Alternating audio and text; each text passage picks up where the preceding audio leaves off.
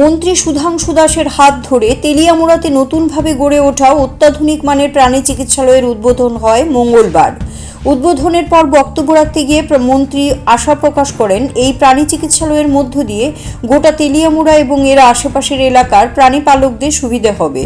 এই সময়ের মধ্যে রাজ্যের সরকার এবং দেশের সরকার সম্মিলিতভাবে কৃষক থেকে শুরু করে প্রাণী পালক সহ সমস্ত অংশের সাধারণ মানুষের আর্থসামাজিক ব্যবস্থার মানোন্নয়ন সহ পরিকাঠামোগত উন্নয়নের জন্য বিশেষ ভূমিকা পালন করে চলেছে। মন্ত্রীর পাশাপাশি এদিনের এই অনুষ্ঠানে উপস্থিত ছিলেন স্থানীয় জনপ্রতিনিধি এবং দপ্তরের আধিকারিকেরা।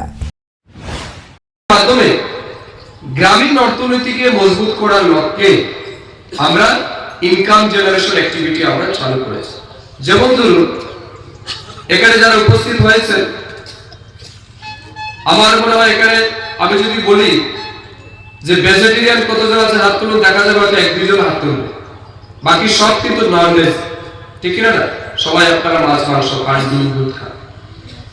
আমাদের রাজ্যে যে পরিমাণ ডিমের প্রয়োজন আছে সেই পরিমাণ ডিমের প্রোডাকশন আমাদের রাজ্যে নেই।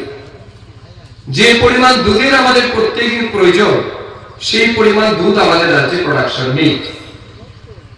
মিট প্রোডাকশন মাংসের উৎপাদনে কিন্তু আমরা স্বয়ংসম্পূর্ণ। আমাদের রাজ্য বাইরের রাজ্যের প্রতি নির্ভরশীল হয়ে আমাদের রাজ্যে সাফিসিয়েন্ট মাংস আমাদের আছে, আমরা একদম সাফিসিয়েন্ট আমাদের fish meet production.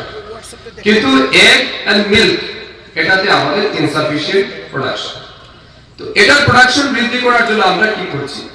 Income generation activities like poultry farm, goatery farm, duckery farm, cattle farm, dairy, এগুলির উপর আমরা জোর দিচ্ছি এবং বিভিন্ন স্কিমের মাধ্যমে এগুলি প্রদান করছি।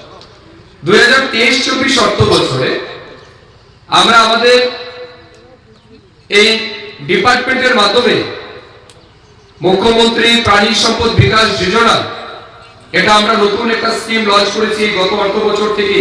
আমি দায়িত্ব পাওয়ার পর থেকে এই স্কিমটা আমরা প্রথম লঞ্চ করেছি, মুখ্যমন্ত্রী প্রাণী সম্পদ বিকাশ যোজনা।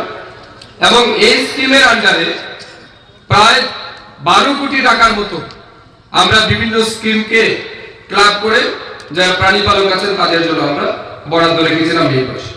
ইনোভেটিভ আইডিয়া যে কিভাবে এই দপ্তরের আরো বিকাশ করা যায়, মানুষের জন্য আরো কিভাবে কাজ করা যায়। এবং আমরা বিধায়করা বা আমরা সাধারণ মানুষ যখন ওনার কাছে কোনো একটা প্রপোজাল রাখি, এটা নিয়েই তিনি চিন্তা শুরু করেন এবং সেটা করে দেওয়ার জন্য উদ্গ্রীব হয়ে থাকেন। যার কাছে সময়ের কোনো বাধ্যবাধকতা নেই এবং যার কাছে কোনো কিছুই কোনো বাধা নয়, এমন একজন মন্ত্রী আজকে এই দপ্তর পরিচালনা করছে। তো আজকের দিনে আমরা কিষাণ সম্মান নিধি ভাতা পায়। আপনারা জানেন যে কৃষকরা আজকের দিনে 6,000 টাকা বছরে সাম্মানিক নিধি পাচ্ছেন। শুধু আজকে কৃষকরা নয়, পশুপালন যারা করেন, পশুপালক নিধি আজকে আমাদের সরকার 6,000 টাকা সেটা করেছে। যারা গরু পালেন বা কিংবা অন্যান্য পশু পালেন, একটা ক্রাইটেরিয়া থাকে, সেই ক্রাইটেরিয়া অনুযায়ী আমরা পশুপালন নিধিও বছরে 6,000 টাকা সেটাও আমাদের সরকার চালু করেছে। CRI TV, channel for news and entertainment.